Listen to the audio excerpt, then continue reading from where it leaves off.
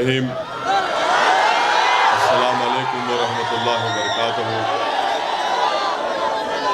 मोहतरम जनाब अख्तरुल ईमान साहब, रुकन असम्बली MLA, वो बिहार प्रदेश के मजलिस इत्तेहादुल मुस्लिमीन के सदर इंजीनियर आफ्ताब आलम साहब, जो बिहार प्रदेश के मजलिस इत्तेहादुल मुस्लिमीन के जनरल सेक्रेटरी हैं, मोहतरम जनाब आदिल साहब, जो यूथ मजलिस के बिहार के सदर हैं, हमारी बहन मोहतरमा प्रियंका साहिबा, जो काराकाट से MIM पार्टी के उम्मीदवार हैं, हमारे भाई मोहतरम जनाब ददन पहलवान साहब, जो साबिक़ा मंत्री भी हैं और मजलिस इत्तेहादुल मुस्लिमीन बक्सर के कैंडिडेट हैं, उम्मीदवार हैं। हैदराबाद से तशरीफ़ लाए जनाब माजिद हुसैन साहब, जो MLA हैं। मेरे मजलिस पार्टी के तमाम रुफ़क़ा, मोअज़्ज़िज़ हाज़रीन कराम, इज़्ज़तदार माँ और बहनों, गयूर नौजवान साथियों, मैं आपके सामने इस बात की गुजारिश करने के लिए खड़ा हूँ कि मजलिस इत्तेहादुल मुस्लिमीन ने हमारी बहन मोहतरमा प्रियंका साहिबा को, जो ज़िला अध्यक्ष भी हैं, वो काराकाट से MIM पार्टी के उम्मीदवार हैं। और मैं आपको बता रहा हूँ कि इनकी कामयाबी ये सिर्फ पतंग छाप की कामयाबी नहीं होगी, बल्कि ये सही मानों में सामाजिक न्याय की और सेकुलरिज्म की कामयाबी होगी। आप जानते हैं कि हर सियासी पार्टी ने महादलित का नाम लेकर आवाम को धोखा दिया, समाजवाद के नाम पर मुसलमानों को धोखा दिया, कभी हिंदू एकता और सामाजिक न्याय की बातें करने वाले ये तमाम सियासी पार्टियों ने सिर्फ आपका वोट हासिल किया। और आज जब यहाँ से हमारी बहन इलेक्शन लड़ रही है, तो हम पर इल्ज़ाम लगाया जा रहा है कि हम वोट काटने के लिए आ रहे हैं।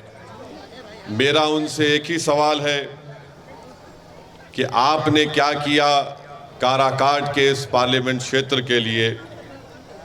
और आप जानते हैं कि जितने हमारी बहन के ख़िलाफ़ कैंडिडेट हैं, उनका एक का भी ताल्लुक़ काराकाट से नहीं है। बाहर से आकर मुकाबला कर रहे हैं और इल्ज़ाम मजलिस इत्तेहादुल मुस्लिमीन पर लगा रहे हैं। आप लोग इस बात से जानते हैं कि नबी नगर में एक पार्किंग के मसले के ऊपर 4 मुसलमान नौजवानों को मारा पीटा गया। यहाँ पर सोन नदी है और कोई बराबर ब्रिज नहीं है। अभी हमारे भाई बता रहे थे कि पाली का ब्रिज टूट गया। जितने इस पार्लियामेंट कॉन्स्टिट्यूंसी में ब्रिज हैं, वो नीतीश कुमार की तरह हैं कि कब गिर जाए पता नहीं चलता। फिर इस काराकाट में कालीन की, यहाँ पर कालीन बनाते थे, आज वो काम ख़त्म होकर रह गया। अब राजद के और BJP के लोग कह रहे हैं कि काराकाट के नौजवानों, तुम कालीन बिछाओ यादव जी के लिए, मोदी जी के लिए और नीतीश जी के लिए। यहाँ पर यह कारोबार ख़त्म होकर रह गया। फैक्ट्री थी देहरी विधानसभा में, सिर्फ कागज़ पर फैक्ट्री है मगर ज़मीन पर कुछ नहीं आता। इंद्रापुरी डैम है, यहाँ से पानी सप्लाई होता है पूरे प्रदेश को, मगर काराकाट की आवाम को पानी नहीं मिलता।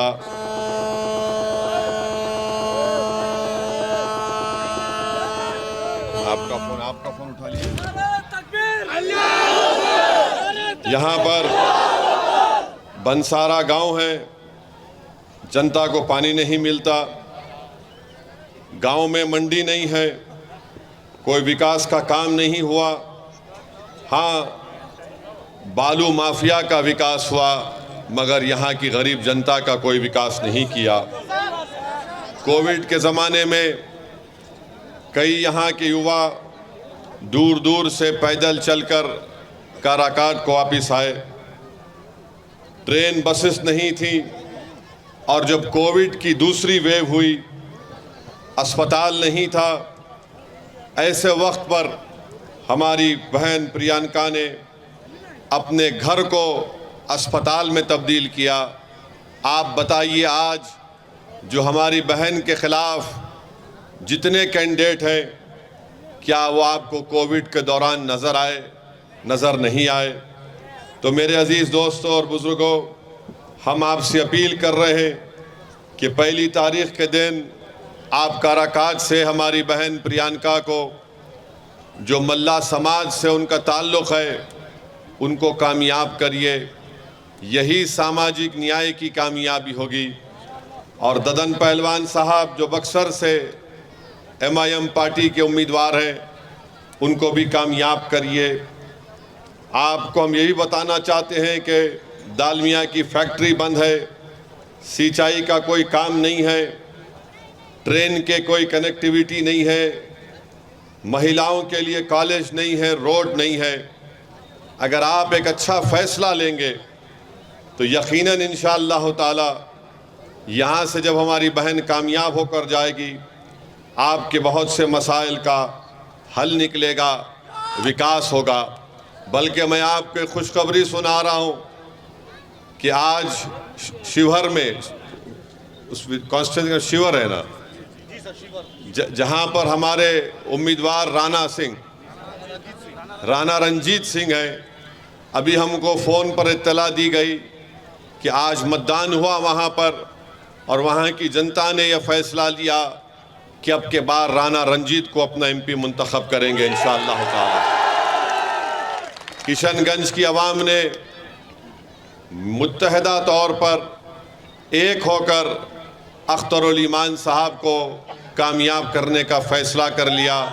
और इंशाअल्लाह ताला जब 4 तारीख़ को नतीजा आएंगे तो आप देखेंगे कि असदुद्दीन ओवैसी के साथ पार्लियामेंट में ददन पहलवान भी जाएंगे, राणा रंजीत भी जाएगा, हमारी बहन प्रियंका भी जाएंगी, और इंशाअल्लाह ताला औरंगाबाद से इम्तियाज़ जलील साहब भी हमारे साथ जाएंगे।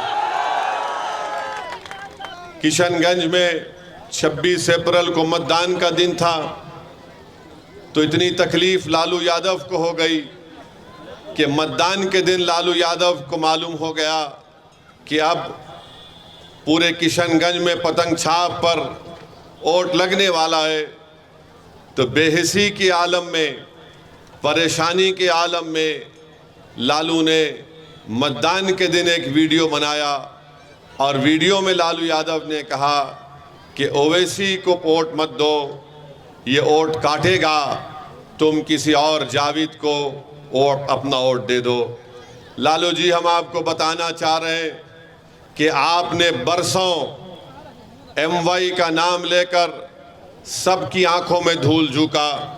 लालू जी, हम आपको बताना चाह रहे हैं कि आपने MY का नाम लेकर आपने सत्ता तो हासिल कर लिया, आप बरसों मुख्यमंत्री बने, फिर आपने अपनी पत्नी को मुख्यमंत्री बनाया, उसके बाद आपने अपने दोनों बेटों को विधायक बनाया, अपनी बेटी को आपने मेंबर ऑफ पार्लियामेंट बनाया, फिर आपने अपने एक दामाद को जो उत्तर प्रदेश के हैं उनको आपने सांसद बनाया।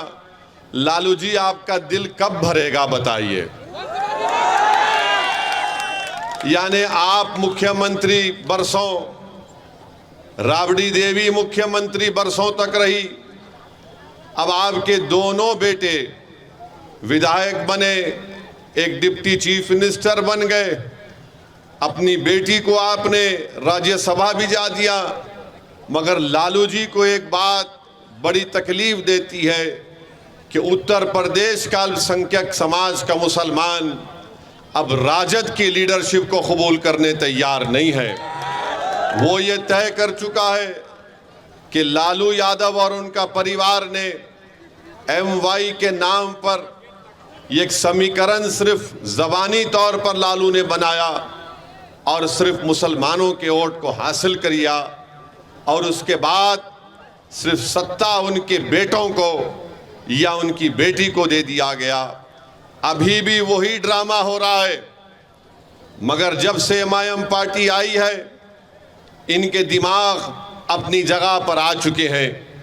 इसीलिए आज आप देखते हैं कि कल तक तेजस्वी यादव के मंच पर कोई मुसलमान नजर नहीं आता था, मगर जब से मजलिस पार्टी को आपने अपना माना और मजलिस पार्टी को आपने अपनी जमात को समझा, तब से तेजस्वी यादव को बड़ी मजबूरी के साथ एक दो मुसलमानों को अपने मंच पर बिठाते हैं, पीछे बिठाते हैं, सामने बिठाते नहीं हैं। मगर इंशाअल्लाह ताला इस पार्लियामेंट के चुनाव के बाद इनको पता चल जाएगा। मेरी इज़्ज़तदार माँ और बहनों से मैं अपील करना चाह रहा हूँ कि यकीनन हमारी भी कोशिश यही है कि तीसरी मर्तबा देश का वज़ीर आज़म प्रधानमंत्री नरेंद्र मोदी ना बने, और इसके लिए हम कोशिश कर रहे हैं। अब आप बताइए, अख्तरुल ईमान जब अपना इलेक्शन किशनगंज का लड़ रहे थे, जहां पर राजद का उम्मीदवार नहीं था, तो आखिर क्या परेशानी हो गई लालू को कि उन्होंने मतदान के दिन वीडियो बनाया और ये कह दिया कि ओवैसी वोट काटने आया है। ये एक बात सामने आ गई कि लालू नफरत करते हैं, राजद नफरत करती है, तेजस्वी नफरत करता है। वो नहीं चाहते कि अल्पसंख्यक समाज मुसलमानों की एक सियासी लीडरशिप पैदा हो जाए। मैं आपसे ये अपील करने आया हूँ मेरे भाइयों बहनों, गयूर नौजवानों, याद रखो, तुम सिर्फ वोट डालने वाले बनोगे तो फिर हमको गुलामी करना पड़ेगा। अगर आप वोट लेने वाले बनेंगे तो आप इंशाअल्लाह ताला अपनी लीडरशिप को बनाएंगे। लोग आपके पास आकर अपनी तकलीफ को बयान करेंगे, आपके पास लोग आकर आपसे कहेंगे कि हमसे इंसाफ करो। आपने बरसों साथ दिया, कभी कांग्रेस का, तो कभी राजद का, तो फिर कभी नीतीश कुमार का। आज मजलिस इत्तेहादुल मुस्लिमीन एक मुतबादिल और एक ताकतवर विकल्प बनकर बिहार में उभरी है। मेरी आपसे दबन गुजारिश है कि आप अपना एक एक वोट एक तारीख के दिन पतंग छाप के निशान पर बटन दबाइए। और हम आपसे वादा कर रहे हैं कि इंशाअल्लाह ताला अगर दिल्ली में ज़रूरत पड़ेगी, भारत की जनता ऐसा फैसला देगी कि तीसरी मर्तबा इस देश का प्रधानमंत्री नरेंद्र मोदी ना बने, मैं आपको बता रहा हूँ, वादा कर रहा हूँ कि MIM पार्टी यकीनन पूरी कोशिश करके किसी ऐसे शख्स को इस देश का प्रधानमंत्री बनाएगी जिसका ताल्लुक बीजेपी से और नरेंद्र मोदी से ना हो। हम इसका आपसे वादा कर रहे हैं। मगर याद रखिए इसका ये मतलब नहीं है कि हम इनकी गुलामी करते रहेंगे। मैं लालू यादव और उनके परिवार को अपना नेता नहीं मानता। इसलिए नहीं मानता हूं क्योंकि मेरा मानना यह है कि आप में उनसे ज़्यादा काबिलियत है, मेरा मानना यह है कि आप में उनसे ज़्यादा ताकत है, मेरा मानना यह है कि आप उनसे ज़्यादा नंबर में हैं, मेरा मानना यह है कि आपकी आबादी में उनसे ज़्यादा हक है। तो जब आप हर एतबार से आगे हैं, आप कब तक इनके पीछे भागेंगे?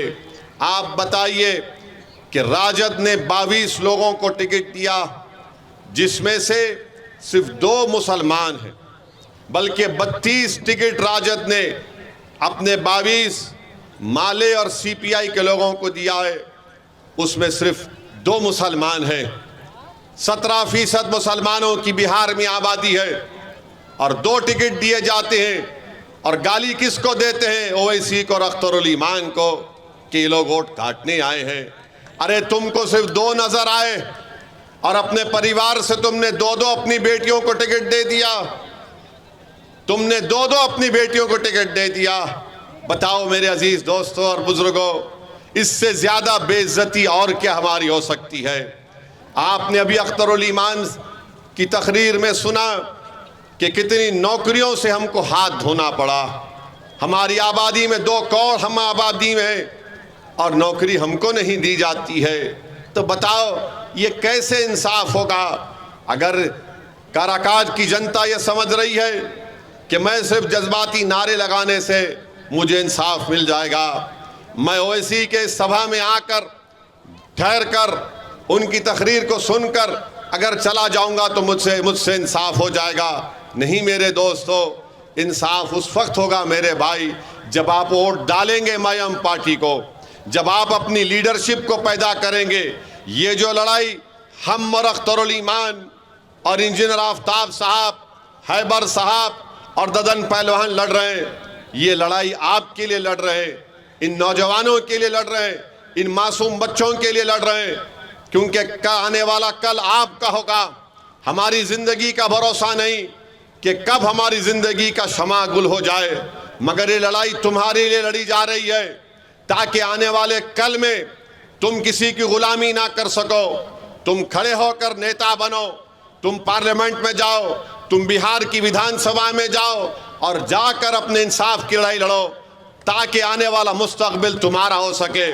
बल्कि मैं बिहार के उन तमाम अल्पसंख्यक समाज के मुसलमानों से अपील कर रहा हूं, क्यों नहीं आप मुख्यमंत्री बन सकते बिहार के? आने वाले विधानसभा में हम बताएंगे इंशाअल्लाह ताला लालू को, नीतीश को, कि बिहार का मुख्यमंत्री एक मुसलमान भी बन सकता है इंशाअल्लाह ताला। हम कब तक इन लोगों की गुलामी करते रहेंगे? MY के नाम पर वोट तो हासिल कर लेते हैं, मगर बताइए आप, एक ट्रेन में रेलवे पुलिस का एक शख्स गोली मारता है ट्रेन में, तो आप देखते हैं कि मरने वाले का ताल्लुक बिहार से था। दरभंगा के बाजू मधुबनी की गांव का रहने वाला जिले का कोई राजद का नेता जाकर उस मरने वाले के घर पर जाकर उसको पुरसा नहीं देता। हम गए, हैदराबाद से गए, रहने वाला बिहार का था मगर राजस्थान में रहता था, हम वहां पर गए। बताइए आप कब तक ये नाइंसाफी का दौर चलता रहेगा?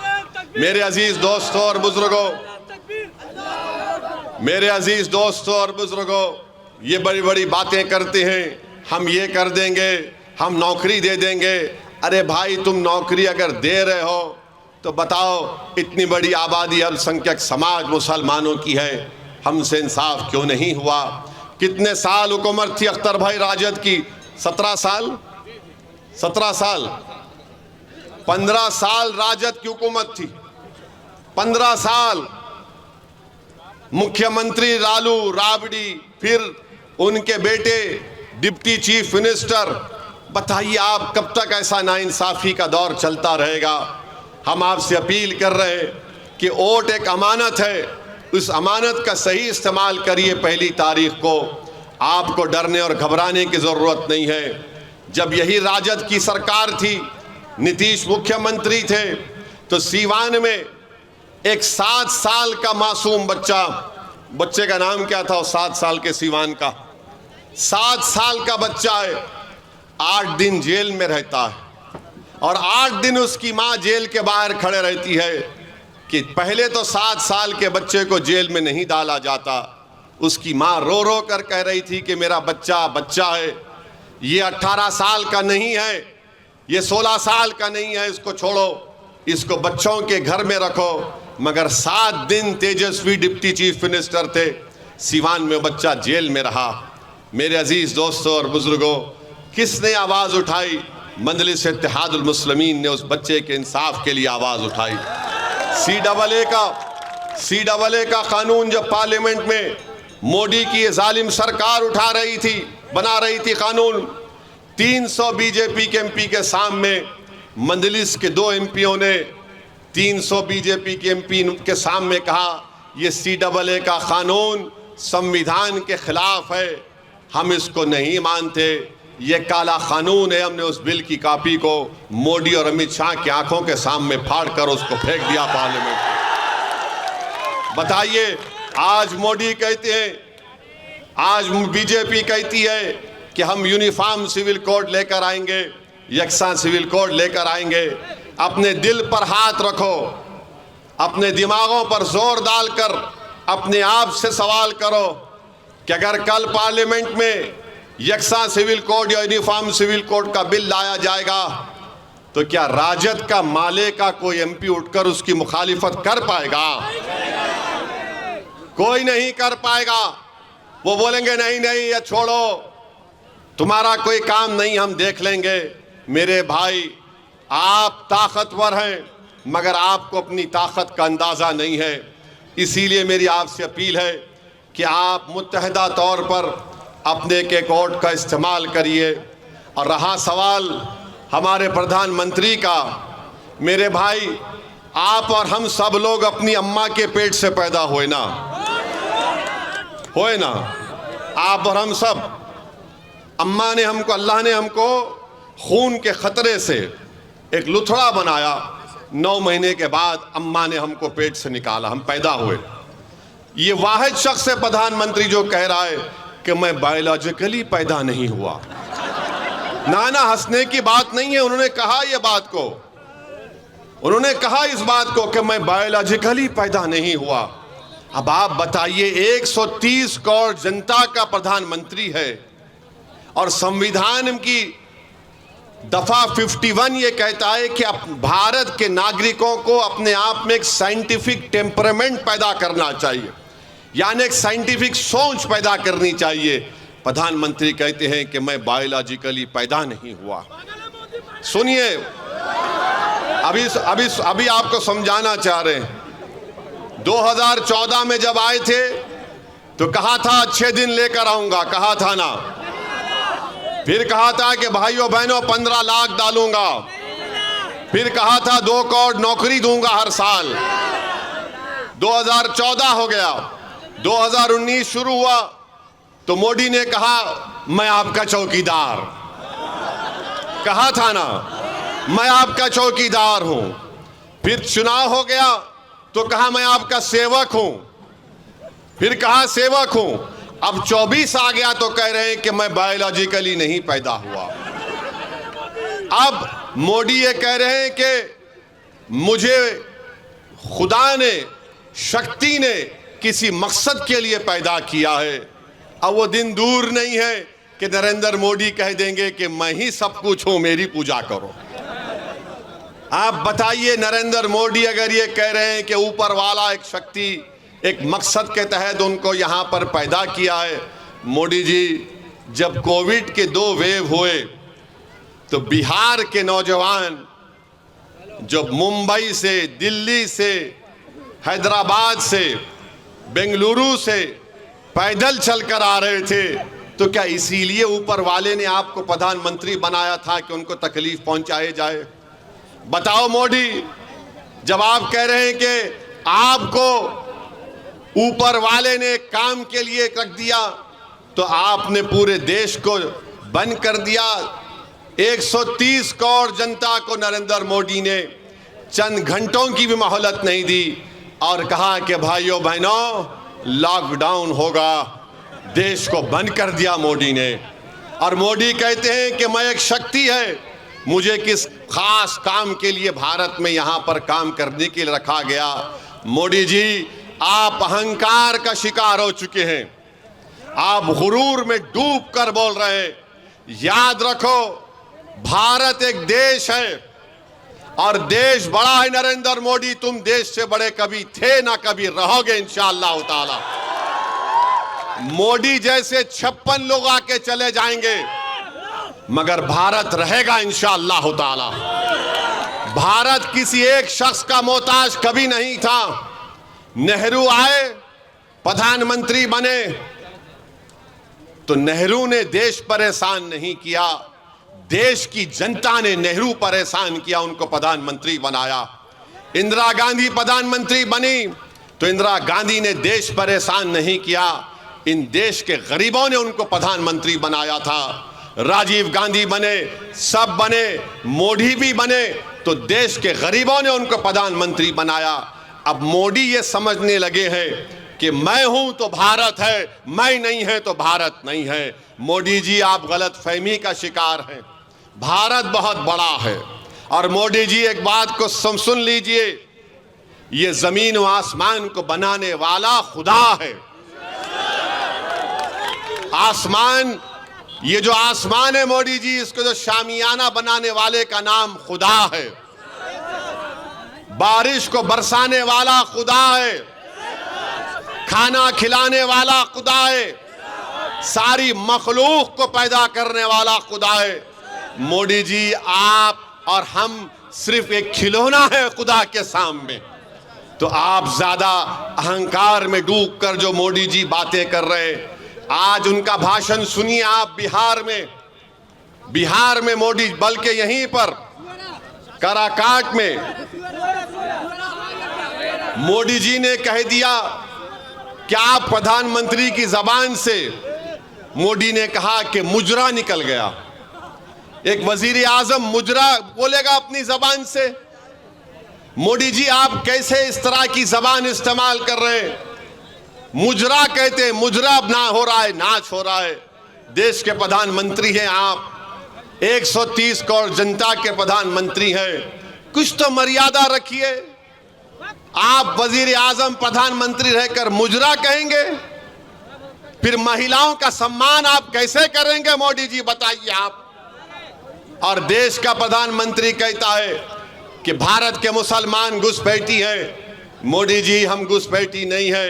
याद रखो मोदी जी, जब देश की आजादी की लड़ाई बिहार में लड़ी जा रही थी उस वक्त तो लड़ने वाले आरएसएस के लोग नहीं थे, चड्डी पहनकर फिरने वाले। लड़ने वाले हमारे बुजुर्ग थे जो जेल की सजाओं को भुगते, अंग्रेजों की लाठियां अपने सर पर खाई, अपना सब कुछ कुर्बान किया, और आज हमको घुसपैठी कहते हैं। मोदी जी कहते हैं कि मुस्लिम महिला ज्यादा बच्चे पैदा करती है। मोदी जी, झूठ है ये। आपकी सरकार का डेटा कहता है कि मुस्लिम महिलाओं का TFR rate, total fertility rate, बहुत ज्यादा, सबसे ज्यादा गिरा है।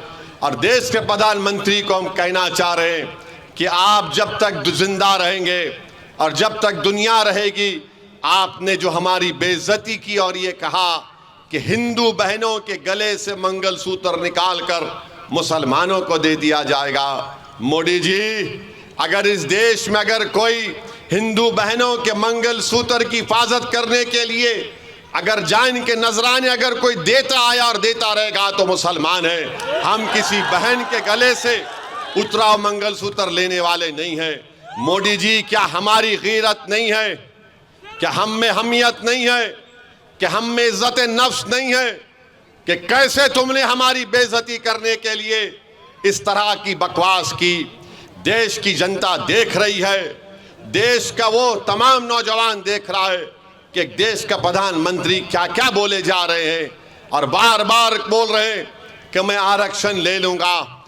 याद रखो, बिहार के युवाओं को मैं पैगाम दे रहा हूं, जिस तरह मोदी ने आर्मी, एयरफोर्स और नेवी में अग्निवीर की स्कीम को लाए, जिसमें लाकर मोदी ने कहा कि सिर्फ 4 साल की नौकरी रहेगी, उसके बाद तुमको छोड़ना पड़ेगा भारत की आर्मी को, नेवी को और एयरफोर्स को, और तुमको सिर्फ 10 लाख या कुछ पैसे दे दिए जाएंगे। वो नौजवान जो देश की आर्मी और एयरफोर्स में जाना अपने गांव के लिए एक बाइज़ इज्जत और फख्र महसूस करता था, मोदी ने उसको 4 साल कर दिए। सुनो बिहार के नौजवानों, सुनो उत्तर प्रदेश के युवाओं, सुनो भारत के युवाओं, अगर तीसरी मर्तबा मोदी देश का प्रधानमंत्री बनेंगे तो वो CRPF में, BSF में, रेलवे पुलिस में, ITBP में, SSSB में ये वही स्कीम को लागू करेंगे जब देश की आर्मी में 4 साल मोदी ने ला लिए। तो क्या चीज रोक सकती है मोदी को कि युवाओं से कह दो कि सीआरपीएफ में तुम जाना चाहते हो, तुम बीएसएफ में जाना चाहते हो, एसएसबी में जाना चाहते हो, रेलवे पुलिस में जाना चाहते हो, तो तुमको सिर्फ 4 साल की नौकरी मिलेगी। उसके बाद पेंशन नहीं मिलेगा। उसके बाद अगर तुम बीमार पड़ोगे तो गवर्नमेंट के खर्चे पर इलाज नहीं होगा। तुम्हारे रिटायरमेंट के बाद तुम्हारे बच्चों की शिक्षा का इंतजाम नहीं होगा। इसीलिए नौजवानों, युवाओं, मैं तुमसे अपील कर रहा हूं कि देख समझ कर अपने वोट का इस्तेमाल करो।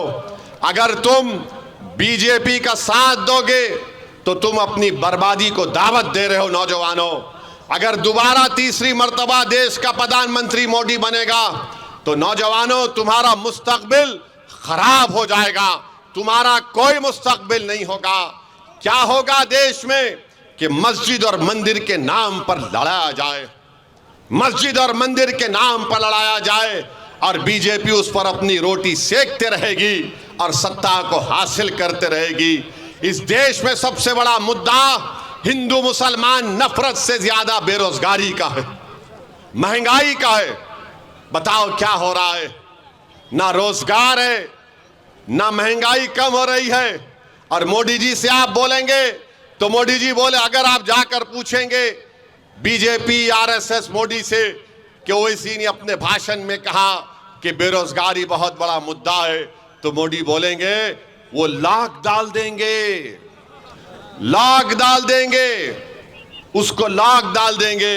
मोदी जी, आपने 500 रुपए की नोट, 1000 रुपए की नोट जो गायब कर दी आपने, उसमें कई छोटे छोटे कारखाने हमेशा के लिए बंद हो गए, फैक्ट्रीज बंद हो चुकी हैं। मगर मोदी को उसकी लाख डालने की फिक्र नहीं है। मगर मोदी जी सत्ता में आने के लिए नौजवानों को ये पैगाम दे रहे हैं। तो मेरी आपसे अपील है कि आप 1 तारीख के दिन सुबह के वक्त में निकलकर अपने एक वोट का इस्तेमाल करिए। यकीनन गर्मी बहुत रहेगी, यकीनन गर्मी बहुत है, मगर मैं अपने बुजुर्गों से, हमारी माँ और बहनों से कहना चाहूँगा, ये गर्मा का मौसम है। 1 महीने के अंदर बारिश शुरू हो जाएगी तो गर्मी के मौसम में कमी आएगी। मगर अगर हमारे इस देश में जो गर्मी है वो नफरत की गर्मी कैसे ख़त्म होगी? बेरोजगारी की गर्मी कैसे ख़त्म होगी? महंगाई की गर्मी कैसे ख़त्म होगी?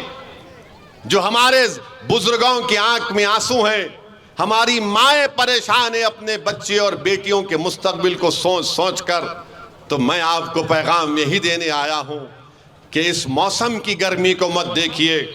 इस देश की नफरत की गर्मी को ख़त्म करने के लिए हम आपसे अपील कर रहे हैं कि 1 तारीख के दिन आप काराकाट से और बक्सर से हमारे उम्मीदवारों को कामयाब करिए, पतंग छाप पर बटन दबाइए और इंशाअल्लाह ताला पार्टी पुत्रा से भी, क्या नाम है, जनाब फारूक रजा साहब को भी कामयाब करिए।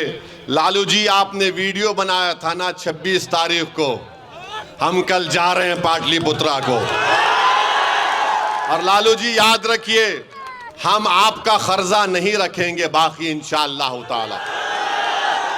बहुत कर्जे आपके हम पर हैं लालू जी।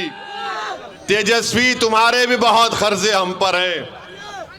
4 तुमने हमारे विधायक को खरीद लिया, अभी तो कर्जा उतारेंगे तेजस्वी, बहुत दर्द होगा तुमको, बहुत दर्द होगा। तुमने हमारे 4 विधायकों को, उन जमीर बेचने वालों को तुमने खरीद लिया था ना। अब हम तुमको बताएंगे कैसा काम होता है। आपसे हम एक ही अपील कर रहे हैं कि आप किसी की गुलामी मत करिए। आपके इस काराकाट में कालीन बनता है, आप कालीन को बनाइए, बिछाने का काम किसी के लिए हरगिज मत करिए। कालीन बनाओ आप। अल्लाह ने आपके हाथ में फन दिया है। आपको अल्लाह ने हाथ में फन इसलिए नहीं दिया कि तुम गैरों के लिए कालीन बिछाओ, अरे अपनों के लिए कालीन बनाओ, ताकि आने वाले उसका दिन में तुम्हारी औलाद आराम से उस कालीन पर बैठ सके, इज्जत से बैठ सके। मेरी आपसे अपील है कि हमारी बहन प्रियंका के हक़ में 1 तारीख को 1 जून को पतंग छाप पर बटन दबाकर उनको अपना नया MP बनाइए। ददन पहलवान को बक्सर से, ये सेकुलर आदमी है, ये बड़ा अटल आदमी है, ज़िद्दी आदमी है, ये अपने उसूलों पर कॉम्प्रोमाइज़ नहीं करने वाला है। तो यही चंद गुजारिशात हम आपको बोलने आए हैं, आपसे रखने आए हैं। हम उम्मीद करते हैं कि आप हमारी इन बातों पर गौर करके अपना एक वोट का इस्तेमाल पतंग छाप के हक़ में करेंगे। बहुत बहुत शुक्रिया। अस्सलाम वालेकुम व रहमतुल्लाहि व बरकातहू।